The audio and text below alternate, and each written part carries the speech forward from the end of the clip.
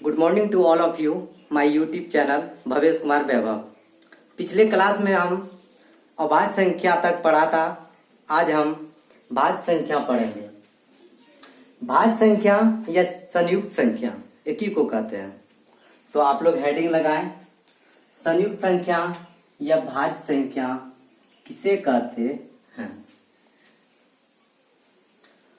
हाँ, तो आप लोग लिखना स्टार्ट करते हैं। संयुक्त संख्या या भाज्य संख्या किसे कहते हैं।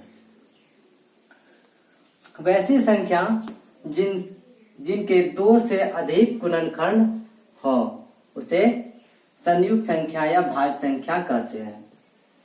अभाज्य संख्या में हमने पढ़ा था कि अभाज्य संख्या किसे कहते हैं। अभाज्य संख्या का डिफिनेशन था वैसी संख्या जिनके केवल दो गुणनखंड हो उसे अभाज्य संख्या कहते हैं। लेकिन हम अब पढ़ेंगे भाज्य संख्या किसे कहते हैं। वैसी संख्या जिनके दो से अधिक गुणनखंड हो उसे संयुक्त संख्या या भाज्य संख्या कहते हैं। जैसे 4, 6, 8, 9, 10, 12, 14 ... चलते रहेगा।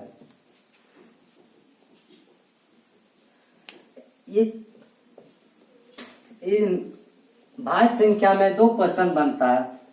सबसे पहला क्वेश्चन, सबसे छोटी संयुक्त संख्या या भाज्य संख्या क्या होता है। 4 कैसे होगा सबसे छोटी संयुक्त संख्या या भाज्य संख्या। एक तो भाज्य संख्या होगा नहीं। 2 का गुणनखंड 1 और 2 हम लोग पढ़े थे। जिन संख्या के गुणनखंड 2 हो उसे अभाज्य संख्या कहते हैं। जिन संख्या के गुणनखंड 2 से अधिक हो, 2 का तो 2 ही गुणनखंड है। 3 का ले लीजिए, 1 है 3 का और 3 स्वयं 3 है। ये भी अभाज्य संख्या है। लेकिन 4 सबसे पहला है, 1 है, 2 है और 4, ये 3 गुणनखंड है। और इनका डिफिनेशन कहता है वैसी संख्या जिनके 2 से अधिक गुणनखंड हो, लेकिन 4 2 से अधिक गुणनखंड है, इसलिए सबसे छोटा संयुक्त संख्या या अभाज्य संख्या 4 होता है। चलिए अब लोग लिखें। दूसरा हेडिंग लगाएं, परिमेय संख्या किसे कहते हैं। पिछले क्लास में आप लोग पढ़े होंगे परिमेय संख्या और परिमेय संख्या। आज हम परिमेय संख्या किसे कहते हैं उनका डिफिनेशन लिखते हैं। तो आप लोग लिखिए परिमेय संख्या, देखिए डैश दीजिए, दे दिए। लिखिए वैसी संख्या जो P/Q के रूप में हो। वैसी संख्या जो P/Q के रूप में हो जहां P एवं Q एक पूर्णांक संख्या हो उसे परिमेय संख्या कहते हैं। कोई भी संख्या, वैसी कोई भी संख्या जो बटे, आप लोग बट्टे जानते होंगे, बटे के रूप में रहे। जैसे 2/3, ये जो हो गया ऊपर वाला P हो जाता है, नीचे वाला Q हो जाता है। लेकिन इसमें Q does not equal 0। Q जो है 0 के बराबर नहीं होना चाहिए। दोबारा फिर पढ़ देते हैं, आप लोग लिख लें। वैसी संख्या जो P/Q के रूप में जहां P एवं Q एक पूर्णांक संख्या हो।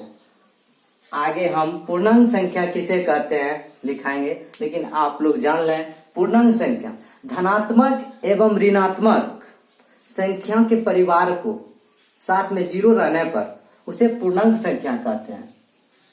धनात्मक और ऋणात्मक संख्या के परिवार को साथ में 0 रहने पर उसे पूर्णांक संख्या कहते हैं।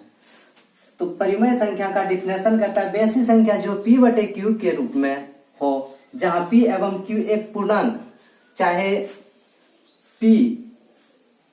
P या Q एक पूर्णांक धनात्मक या ऋणात्मक होगा, उसे कोई दिक्कत हमको नहीं है। लेकिन P एवं Q पूर्णांक संख्या होना चाहिए, उसे परिमेय संख्या कहते हैं। जैसे 2/3 P/Q के रूप में लिखा है, 3/5 ये भी P/Q के रूप में लिखा है। ऐसे चलता रहना चाहिए। लेकिन ये 0/4 हो सकता है, लेकिन P है 0, Q है 4, लेकिन Q 0 के बराबर नहीं होना चाहिए। ओके,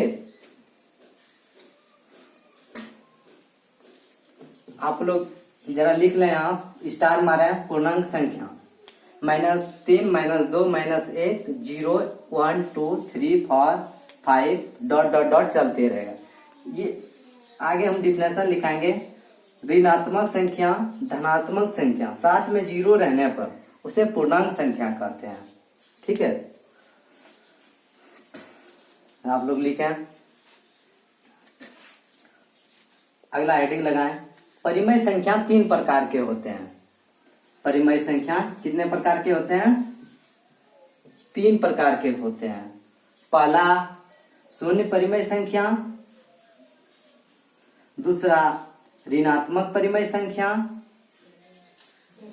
तीसरा धनात्मक परिमेय संख्या। पहला लिखें शून्य परिमेय संख्या, दूसरा लिखें ऋणात्मक परिमेय संख्या, तीसरा लिखें धनात्मक परिमेय संख्या। पहला लिख के डैश दें। शून्य परिमेय संख्या किसे कहते हैं? लिख के डैश दें आप लोग।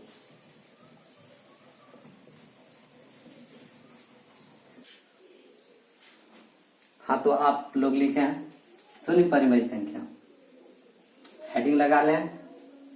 शून्य परिमेय संख्या किसे कहते हैं? पहले आप लोग जान लें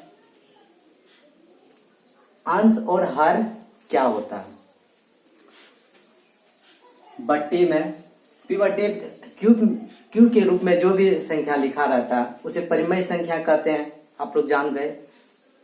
जो भी संख्या P/Q के रूप में रहे या बटे के रूप में रहे उसे परिमेय संख्या कहते हैं। अंश किसको कहेंगे और हर किसको कहेंगे वो हम थोड़ा बता दे रहे हैं आपको। जो P/Q के रूप में रहता है, ऊपर वाला अंश हो गया, नीचे वाला हर हो गया। आप लोग लिख लें कि ऊपर वाला अंश, नीचे वाला हर। तो शून्य परिमेय संख्या का डिफिनेशन लिखें। जिन परिमेय संख्याओं के अंश ऊपर वाले को कहते हैं और हर नीचे वाले को कहते हैं।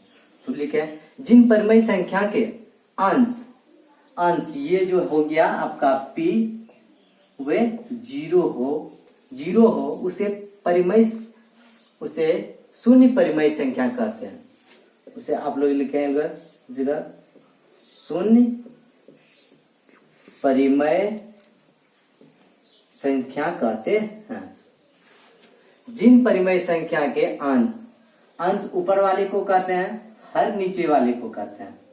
लेकिन यहां बोल रहे हैं हमको अंश ऊपर वाला मेरा 0 हो जाएगा तो उसे हम शून्य परिमेय संख्या कहते हैं। जैसे 0/1 0 अंश है और नीचे हर है। हर से हमको कोई मतलब नहीं है, अंश से मतलब है। जिन परिमेय संख्या के अंश 0 हो उसे शून्य परिमेय संख्या कहते हैं। इसका अंश 0 है, ये भी शून्य परिमेय संख्या। इसका भी अंश 0 है, इसका भी अंश 0 है, इसका भी अंश 0 है, इसका भी अंश 0 है, लेकिन हर 0 है, एक का भी हर 0 नहीं है। जो भी अंश 0 रहेगा और हर कुछ ना कुछ रहेगा, 1 2 3 4 50 60, उसे अंश 0 होगा। हर कोई भी रहेगा, अंश 0 होना चाहिए, उसे हम शून्य परिमेय संख्या कहते हैं। दूसरा आप लोग लिखें, उतार लें पहले। दूसरा लिखें ऋणात्मक परिमेय संख्या। वैसे तो लिखें आप लोग ऋणात्मक परिमेय संख्या दे के डैश दें। लिखना स्टार्ट करें। वैसे परिमेय संख्या जिनके अंश एवं हर आप लोग जान गए कि q के रूप में जो रहेगा उसे परिमेय संख्या कहते हैं, लेकिन ऊपर वाले को अंश कहेंगे, नीचे वाले को हर कहेंगे। आप लोग जान गए, ऊपर वाले को अंश कहेंगे, नीचे वाले को हर कहेंगे। वैसे परिमेय संख्या जिनके अंश तथा हर में कोई एक ऋणात्मक हो, चाहे अंश हो या हर हो, किसी में एक ऋणात्मक होना चाहिए, उसे ऋणात्मक परिमेय संख्या कहते हैं। चाहे हम लिख सकते हैं अंश 2 लिख दिए, हर 4 लिख दिए, लेकिन कोई अंश या हर, ये हो गया अंश, ये हो गया हर, इसमें कोई एक में ऋणात्मक का मतलब माइनस होना चाहिए, इसे ऋणात्मक परिमेय संख्या कहते हैं। जैसे -2/3, -4/3, -8/2, -3/2, -8/-3, चाहे अंश में रहे या हर में रहे, उससे कोई मायना नहीं है, लेकिन किसी एक पद में होना चाहिए, चाहे अंश या हर में एक ऋणात्मक होना चाहिए, उसे ऋणात्मक परिमेय संख्या कहते हैं। तो दूसरा आप लोग तीसरा लिखें, धनात्मक परिमेय संख्या। तो वहां आप लोग हेडिंग लगा लें, तीसरा धनात्मक परिमेय संख्या किसे कहते हैं। धनात्मक परिमेय संख्या देके डैश दें, लिखें, वैसे परिमेय संख्या जिनके अंश तथा हर दोनों धनात्मक या दोनों ऋणात्मक हो। लिखा फिर से, वैसे परिमेय संख्या जिनके अंश तथा हर दोनों धनात्मक या ऋणात्मक हो, उसे धनात्मक परिमेय संख्या कहते हैं। परिमेय संख्या तो आप लोग जान गए कि P/Q के रूप में जो भी रहेगा उसे परिमेय संख्या कहते हैं, लेकिन अब इसमें हमको देखना है अंश तथा हर दोनों धनात्मक हो। तो आप लोगों को बताए अंश को किसको अंश कहेंगे, किसको हर कहेंगे। ऊपर वाले को अंश कहेंगे, नीचे वाले को हर कहेंगे, लेकिन धनात्मक परिमेय संख्या में कहता है दोनों धनात्मक हो, चाहे ये भी प्लस में हो, चाहे ऊपर भी प्लस नीचे भी प्लस, अंश तथा हर दोनों प्लस में हो या दोनों माइनस में हो। इसको ले लीजिए, या ये दोनों माइनस में होना चाहिए, चाहे तो दोनों प्लस में होना चाहिए, चाहे तो दोनों माइनस में होना चाहिए। जैसे ले लिए 2/3, इसमें कुछ नहीं दिख रहा है तो पीछे प्लस छिपा हुआ है। 3/5 कुछ नहीं है तो प्लस छिपा हुआ है। -3/-2, दोनों में माइनस है। डिफिनेशन ये बता रहा है कि वैसे परिमेय संख्या जिनके अंश तथा हर दोनों धनात्मक या ऋणात्मक हो, उसे धनात्मक परिमेय संख्या कहते हैं। तो माइनस दोनों में लग गया तो -3/-2, माइनस माइनस कट गया, 3/2 हो गया। ठीक है, माइनस दोनों में होना चाहिए, -4/-5, -6/-7 इत्यादि। तो आप लोग समझ गए। तो दोबारा हम फिर बता दे रहे हैं, शून्य परिमेय संख्या किसे कहते हैं। शून्य परिमेय संख्या जिन परिमेय संख्या के अंश 0 हो, उसे शून्य परिमेय संख्या किसे कहते हैं। जिन परिमेय संख्या के अंश 0 हो, उसे शून्य परिमेय संख्या कहते हैं। ये आप लोग जान गए। धनात्मक परिमेय संख्या जिन परिमेय संख्या के अंश तथा हर, धनात्मक परिमेय संख्या नीचे है, सॉरी, ऋणात्मक परिमेय संख्या, वैसे परिमेय संख्या जिनके अंश तथा हर में कोई एक ऋणात्मक हो, उसे ऋणात्मक परिमेय संख्या। जैसे अंश में माइनस लग गया, कोई एक में माइनस होना चाहिए, वो ऋणात्मक परिमेय संख्या हो जाएगा।